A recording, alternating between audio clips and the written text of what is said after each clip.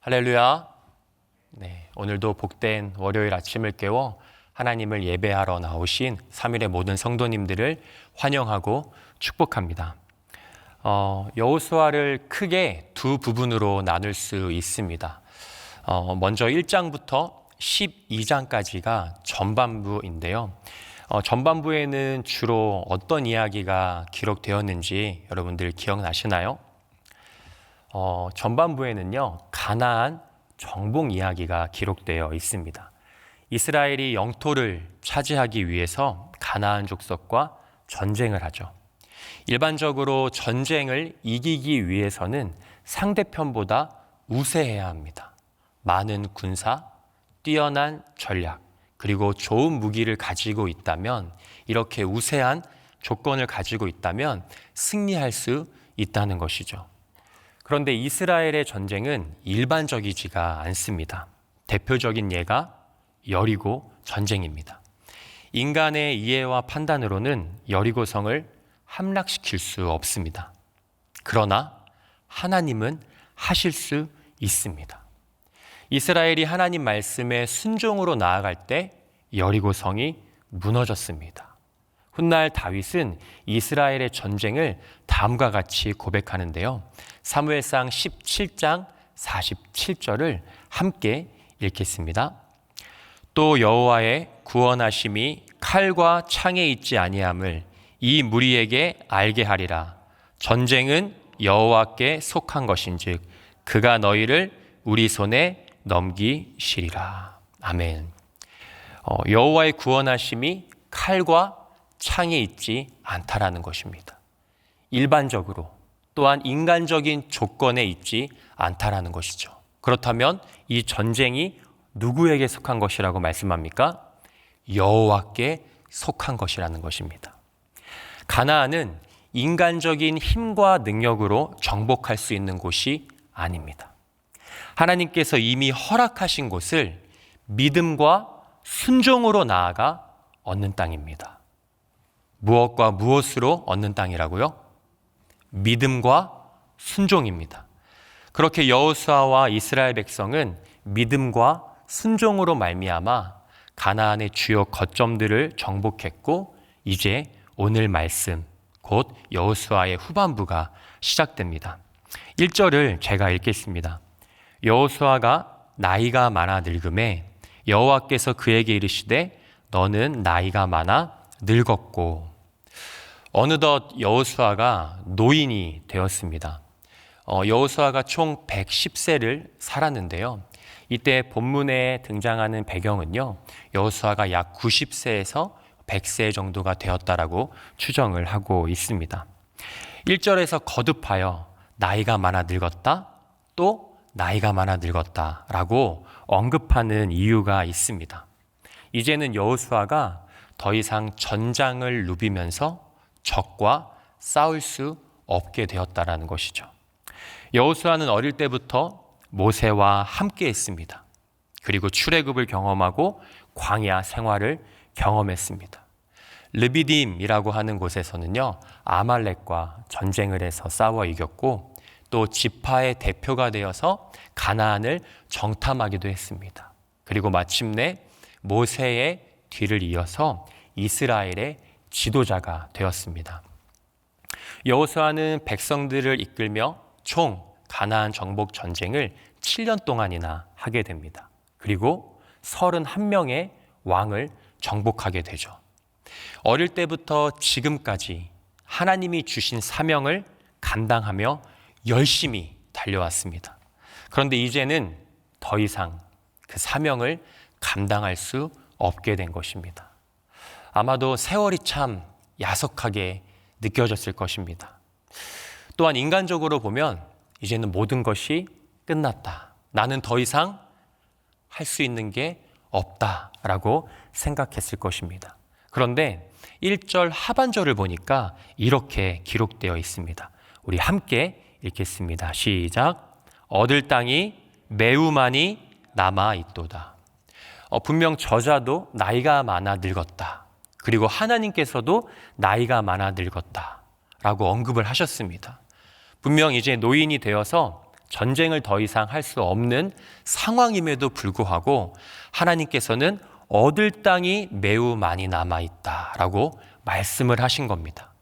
그렇다면 하나님께서 이렇게 말씀하신 의도가 무엇일까요? 이것은 인간적인 한계 속에서도 하나님의 계획은 계속되고 있다는 것을 상기시켜 주는 겁니다. 아브라함에서부터 여호수아에 이르기까지 하나님의 계획은 멈추지 않고 계속되고 있다는 것이죠. 이 말씀을 통해 우리는 무엇을 깨달아야 할까요? 나의 나이, 또한 나의 건강, 나의 소유를 바라보면 우리는 불안하고 실망할 수밖에 없습니다. 그러나 언약을 이루어 가시는 신실하신 하나님을 바라보면 우리는 담대할 수 있습니다.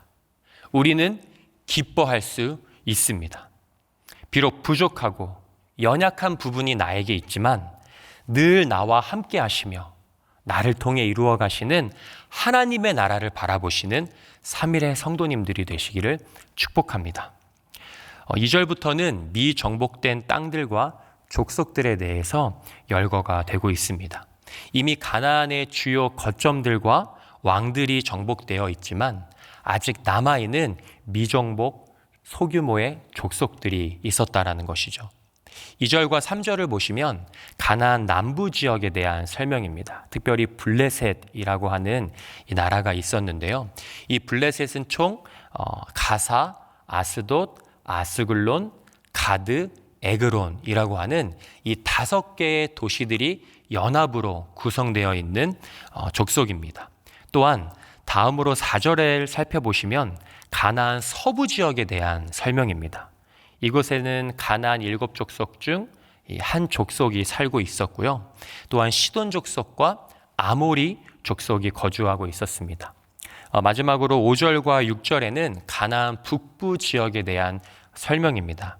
이곳에는요, 그발 족속과 시돈 족속이 거주하고 있었습니다. 여호수아가 주요 거점을 정복했다고는 하나 오늘 이 본문의 내용을 쭉 살펴보니까 아직도 정복해야 할 땅과 족속이 너무나 많아 보입니다. 그렇다면 여호수아가 과연 이 일을 할 수 있을까요? 6절 하반절을 우리가 함께 읽겠습니다. 시작. 내가 그들을 이스라엘 자손 앞에서 쫓아내리니 너는 내가 명령한 대로 그 땅을 이스라엘에게 분배하여 기업이 되게 하되. 여호수아는 아직 정복되지 않은 땅을 포함해서 분배하라는 하나님의 명령을 받았습니다. 아직 정복하지도 않은 땅을 나누어 준다라는 것은 인간적으로 보면 이해하기가 어렵습니다. 마치 내 손에 아직 들어오지 않았는데 나누어 준다라고 말하는 것이 받아들이기가 좀 어렵다는 것이죠. 그런데 이 일을 누가 하시겠다라고 지금 말씀하고 있죠? 바로 하나님께서 하시겠다라고 말씀하십니다. 그렇습니다. 지금까지 가나안 정복에 대한 모든 주권은 하나님께 있었습니다. 하나님의 일은요, 인간이 가진 한계에 좌우되지 않습니다. 하나님이 모든 것을 다 하신다라는 것이죠. 그렇다면 우리는 무엇을 해야 할까요? 본문에 기록된 것처럼 하나님의 명령에 순종하면 됩니다. 하나님의 명령에 순종하면 된다라는 것이죠. 이것이 믿음입니다. 여호수아가 처음 가나안에 입성할 때 하나님께서 하신 말씀이 있습니다. 여호수아 1장 7절을요, 우리 한 목소리로 같이 읽어보겠습니다. 시작.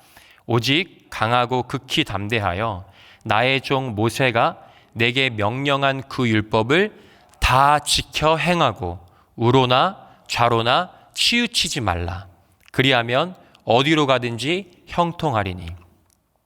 이스라엘의 현실은 가나안과 비교도 되지 않을 만큼 연약하고 부족했습니다. 그러나 하나님을 믿고 순종하면서 나아갔더니 오늘날 가나안을 정복하게 되었다라는 것입니다. 비록 우리의 눈에 아직 성취되지 않은 것처럼 보여도 하나님의 말씀은 반드시 이루어진다라는 것을 오늘 저와 여러분이 확인하고 있습니다. 하나님께서는 지금도 우리의 삶 속에서 우리가 믿음으로 한 걸음 한 걸음 나아가기를 원하십니다. 아직 나의 눈에 보이지 않는 나의 가정에 문제가 있더라도, 또한 삶의 여러 문제가 있더라도 하나님의 말씀은 반드시 이루어진다라는 그 확신함을 가지고 오늘도 담대히 한 걸음 한 걸음 나아가시는 3일의 성도님들이 되기를 축복합니다. 이어서 8절부터 12절은요, 요단 동편의 땅에 대한 분배입니다. 원래 이곳은 가나안에 속하지 않은 곳이었습니다. 그런데 므낫세 반지파, 또 르우벤 지파, 또 갓 지파가 모세에게 이곳을 달라고 요청을 합니다. 그리고 모세는 이 요청을 들어주었습니다. 요단 동편은 모세를 통해서, 그리고 요단 서편은 여호수아를 통해서 하나님으로부터 받은 기업입니다. 저자는 다시 한번 이 내용을 언급하면서 요단 동편의 땅도 그리고 요단 서편의 땅과 동일하게 하나님의 기업임을 강조하고 있다라는 것입니다. 마지막으로 14절은요, 레위 지파에 대한 분배입니다. 제가 읽겠습니다.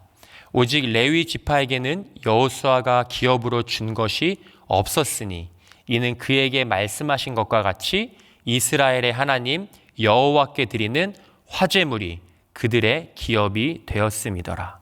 우리 한 구절 더 읽도록 하겠는데요. 33절의 말씀은 함께 읽겠습니다. 시작. 오직 레위 지파에게는 모세가 기업을 주지 아니하였으니 이는 그들에게 말씀하신 것과 같이 이스라엘의 하나님 여호와께서 그들의 기업이 되심이었더라. 아멘. 이스라엘의 하나님 여호와께서 그들의 기업이 되심이라 라고 하는 이 말씀은요, 단순히 물질적 보상이 없었다라는 이야기가 아닙니다. 오히려 가장 위대하고 영광스러운 기업, 곧 하나님 자신을 소유하게 되었다라는 사실을 선포하는 것입니다. 레위 지파에게는 사명이 있었습니다. 그 사명이 무엇이었냐면 하나님을 섬기고 율법을 가르치는 일이었습니다. 그들은 하나님의 임재가 있는 성소에 가까이 머물면서 매일 하나님과 교제하는 특권을 누렸습니다. 레위 지파가 땅을 소유하지 않았지만 하나님 자체를 기업으로 받은 것은 우리에게도 큰 은혜를 줍니다. 우리의 진정한 기업은 하나님입니다. 하나님은 레위 지파의 삶을 책임지셨고 레위 지파는 그분의 임재와 말씀 안에서 참된 만족을 누렸습니다. 인간의 진정한 만족과 기쁨은 이 땅의 소유나 성취가 아니라는 것입니다. 인간의 진정한 만족과 기쁨은 하나님 안에서만 발견될 수 있다라는 것입니다. 오늘날 우리도 이 진리를 다시 붙잡아야 합니다.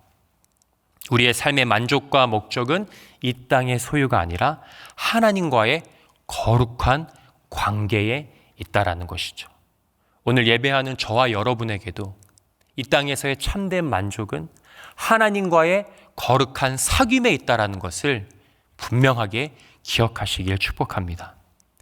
예수님께서 십자가에서 우리를 위해 죽으시고 부활하신 것은 우리가 하나님을 영원토록 기업 삼고 그분 안에서 즐거워하며 감사할 수 있도록 하기 위해서입니다. 나의 영원하신 기업인 하나님을 더욱 신뢰하고 사랑하며 끝까지 충성하는 복된 하루가 되기를 주 예수 그리스도의 이름으로 축복합니다. 이 시간 말씀을 생각하시면서 또한 가지고 나오신 기도 제목으로 함께 기도하신 후에 삶의 자리로 나아가겠습니다. 기도합니다. 나의 영원하신